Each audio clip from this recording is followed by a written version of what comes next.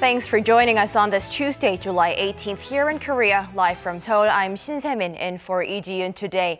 Before we jump right in, let's get a check on the business stories topping this hour. With Korea's minimum wage for next year seeing its biggest ever hike, concerns loom over its impact on whether it'll bring positive change or burden the local economy. And it's all about going retro. While many are embracing rapid modernization and fast-changing technology, some Koreans are reverting back to doing things the old way. These stories and more coming up next.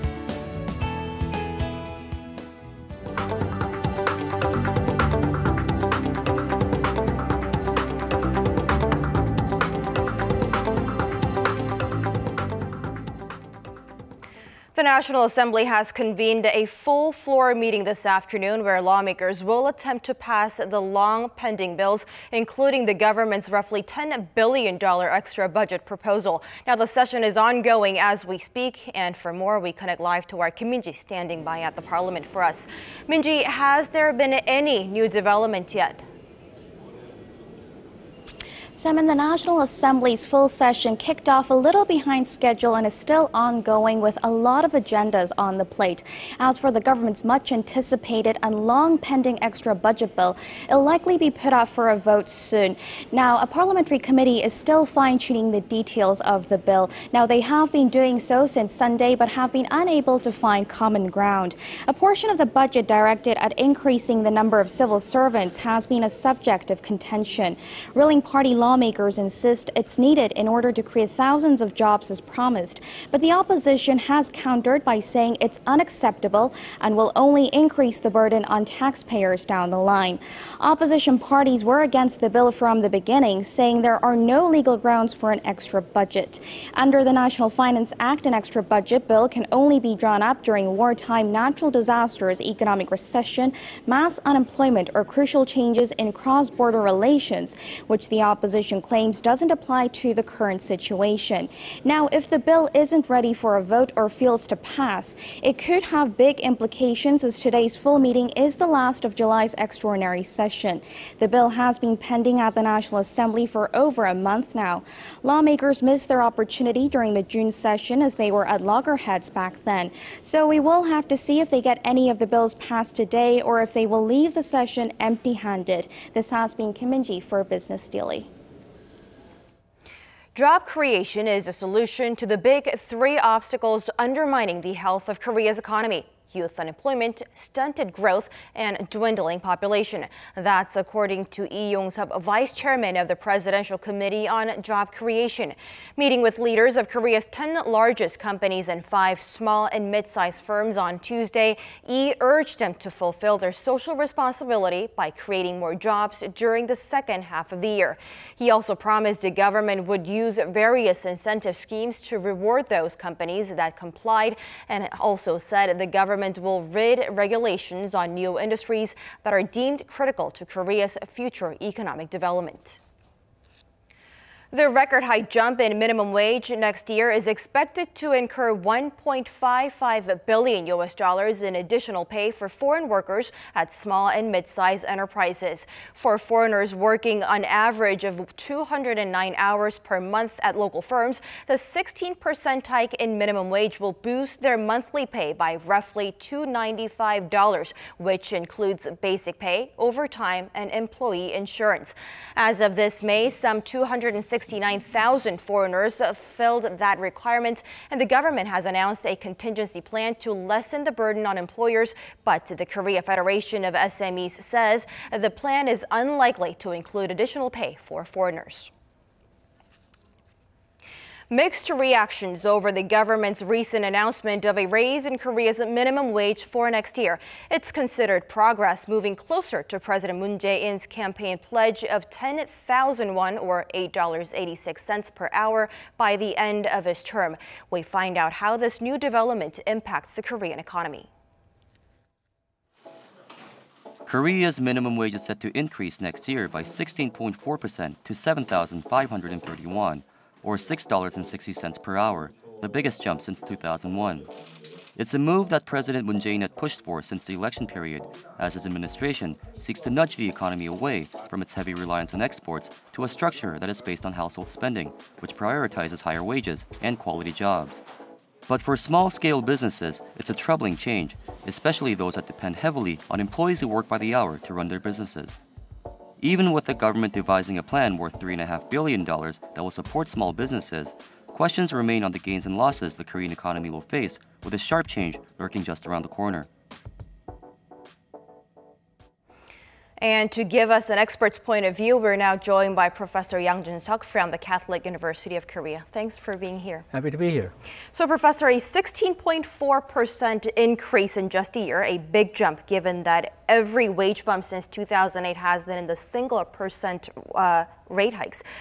Point hikes, that is. Your thoughts on the change? Okay, well, this is definitely a large increase. I don't think there's a lot of international examples where the minimum wage was raised by this much in a year. Now, this came out from President Moon's campaign promise that he would raise the minimum wage to 10,000 won by the end of his term, but the unions wanted it now, while the businesses wanted a much slower pace.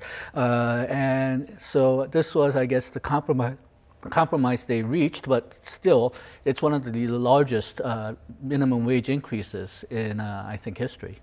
I mean, looking at Korea's own minimum wage alone, Korea's minimum wage had been in the lower ranks among OECD member nations. With the country's purchasing power and inflation rate in mind, what do you make of this hourly wage? Okay, well, if you look at the OECD numbers, and I think people have to remember that they now include a lot of Eastern European countries and Mexico, which are poorer than Korea. So out of the 27 countries which are in their data set, Korea ranked 14th.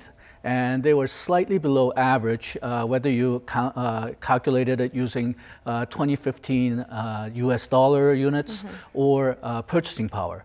Now, the interesting thing is, because Koreans work longer than most OECD countries, even if you took the slightly below average numbers, if you look at the annual income that you could make from the minimum wage, it was slightly above average, even without this increase. This drive, as we all know, and as you've also mentioned, come as President Moon Jae-in's campaign promise of encouraging the income-led economic growth and reducing its reliance on exports.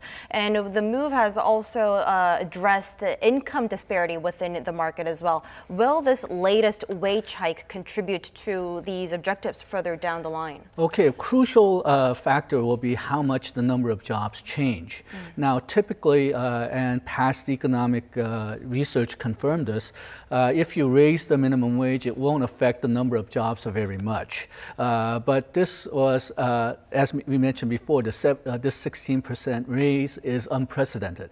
And there has been very few international cases where a minimum wage has risen that much. And there's an interesting study coming out from Seattle. Seattle is one of the few places where they have a comparable increase in minimum wage.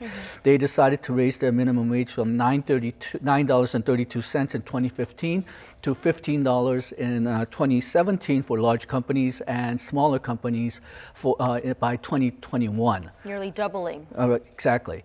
So their numbers are roughly comparable to how much we're raising it now. And there's a controversial new study. There's a lot of back and forth right now because this is a new methodology. But what it seems to show is that by raising the minimum wage that much that quickly, people replaced non-skilled workers with skilled workers. So if you have to pay this much of a large wage anyway, let's get people with experience instead of people without experience. So the overall unemployment rate didn't seem to change very much, but if you look at the composition, then non-skilled workers actually lost out and skilled workers or workers with experience gained. And if that study holds up, then raising the minimum wage that quickly will not help the people that it was originally designed to help in the first place, which are people without experience and non-skilled workers. I mean, this latest revelation in Korea has especially workers welcoming the news as they see the surge in their minimum wage. But at the same time, small business owners that rely on mostly hourly working employees aren't really seeing that pinch.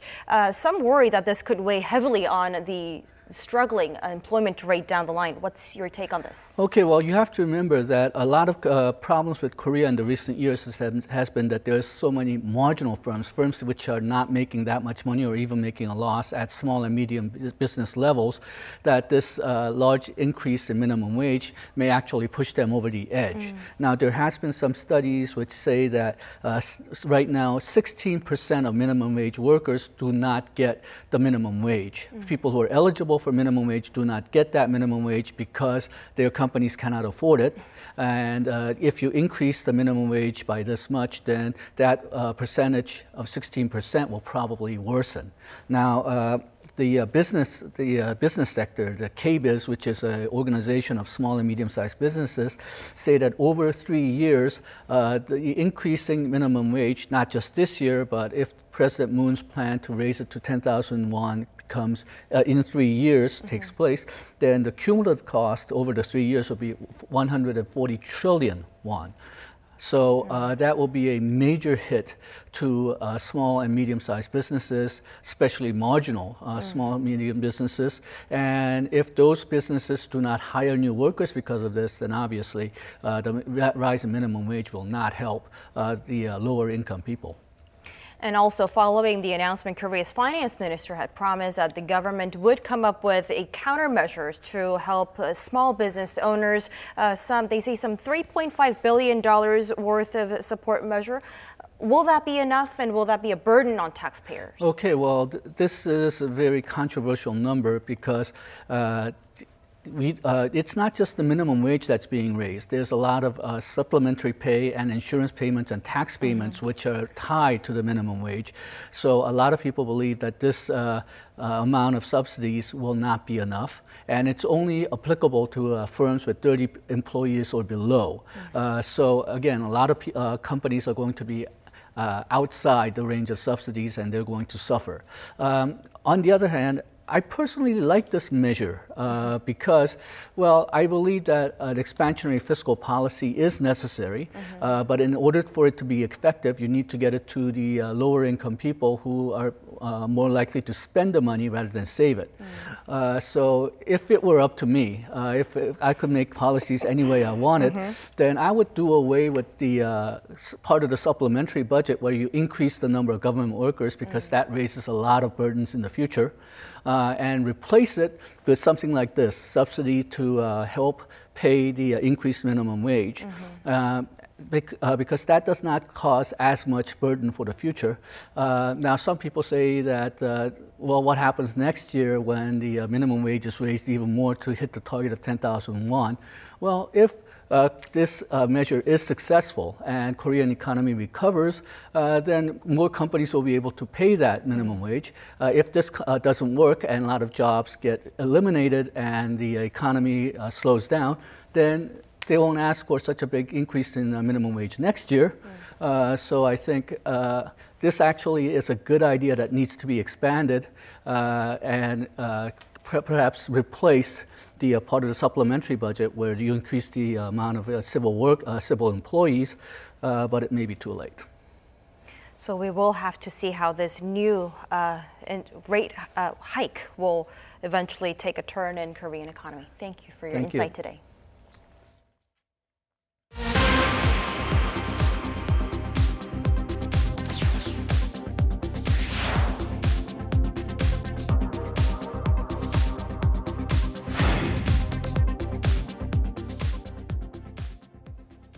Let's now get a quick check on how the markets fared here in Seoul today. The Kospi closed at a record high for the fourth consecutive day, but only ended a shade higher as investors took a breather following recent gains. At the closing bell, the benchmark Kospi inched up 0.04% to finish the day at 2,426.04. The secondary Kazakh gained 0.63% to end at 664.02.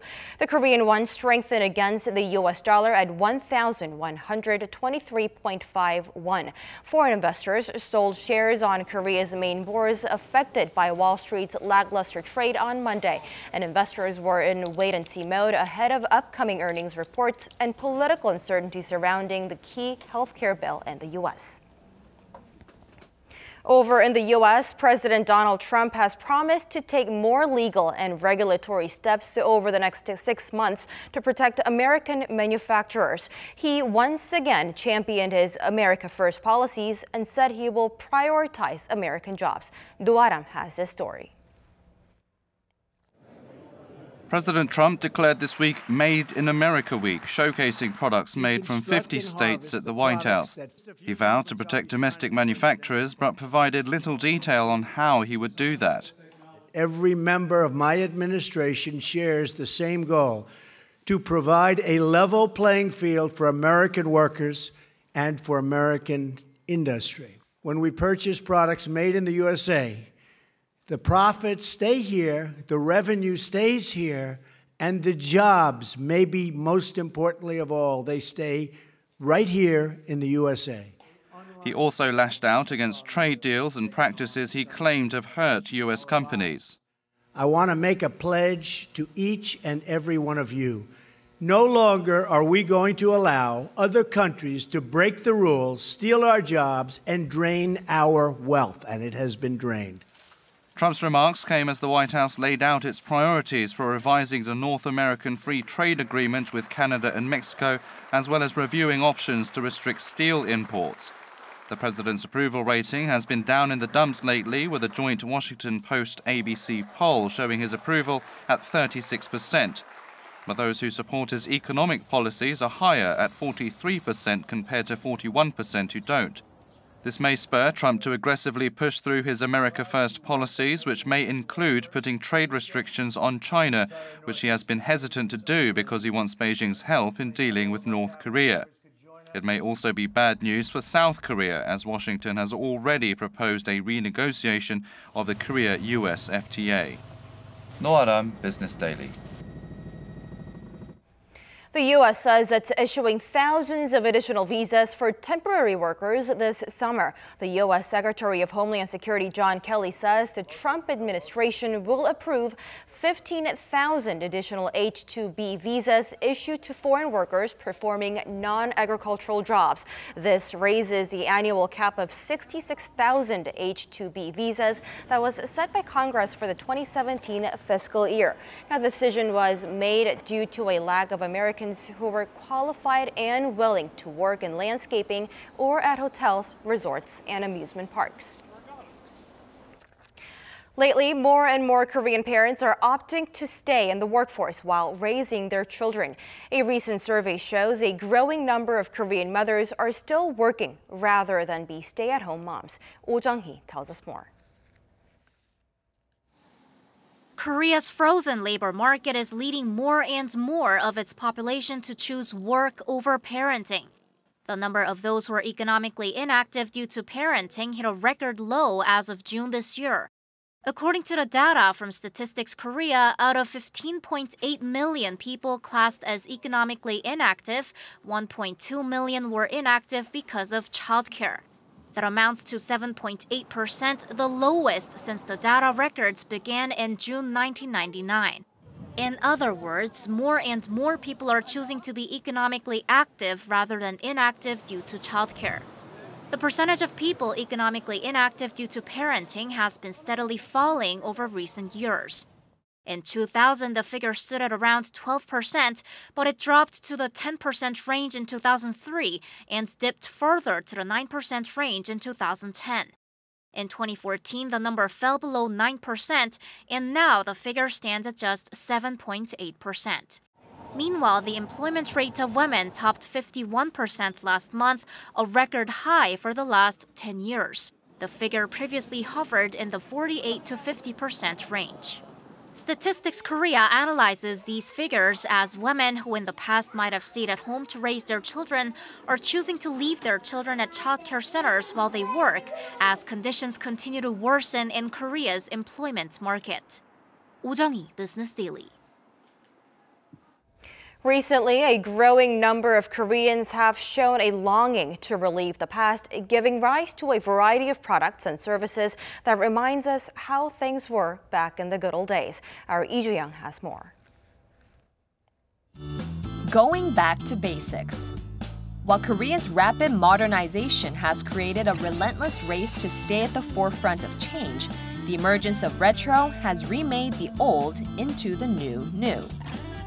The general public is accepting of new technology to an extent, but at the same time, many have a desire to revert back to the old ways.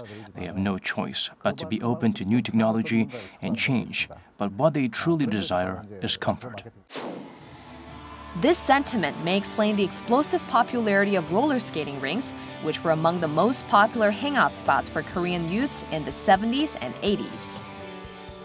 My exams just ended, and I'm here to have fun. I wanted to experience it because it's not as common as it used to be. It's my first time coming here. I was a roller skating athlete when I was in school 30 years ago, and I'm riding again now 30 years later. I actually met my wife at a skating rink too. Coming here brings back so many memories. Owner Kwon Gi-bum says the rink is almost always fully packed on the weekends. This place not only brings back nostalgia from the past, but also has a modern feel. There weren't a lot of places to roller skate, but with retro gaining popularity, we're seeing an increasing number of customers. Along with hobby venues, cafes with an 80s twist are grabbing the attention of consumers as well. Take this retro-themed cafe Magaret, for example. Despite being in a rather quiet neighborhood with less foot traffic, it attracts a constant stream of customers. A big reason is due to their homemade brand Better Than Chocolate, a sweet red bean jelly product or yanggeng that used to be a popular snack back in the old days. 이거는 단호박 양갱이고요. 단호박 안에 반건조된 무화과를 졸여서 그걸 같이 굳히면 단호박 양갱이 돼요.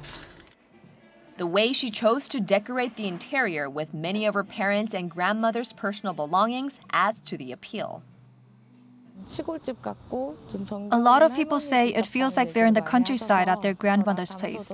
I wish that people can feel like they're talking to an older sister when they're talking to me.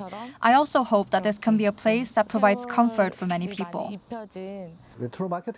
I think retro marketing has a lot to do with the manifestation of certain emotions. From a business's point of view, their main concern is whether or not this is a feasible market.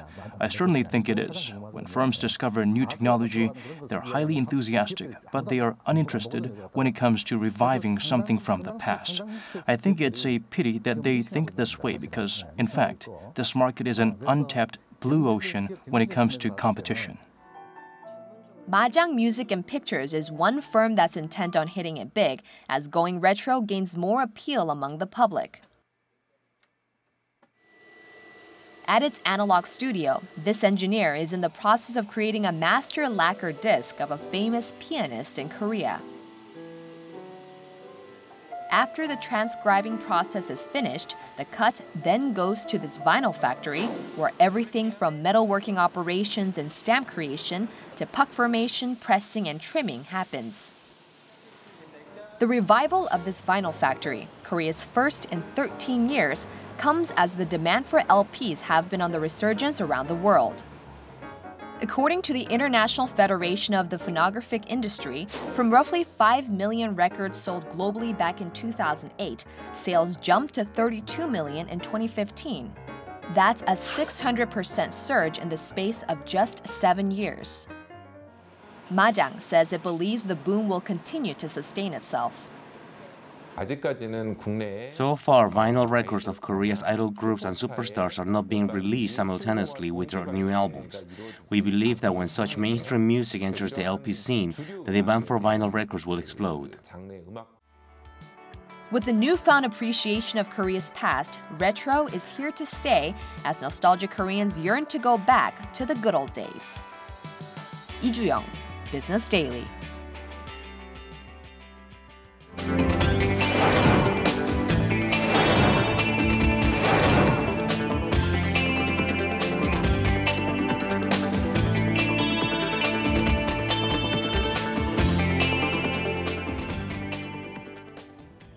And that'll do it for us on this edition of Business Daily. As always, thank you for watching.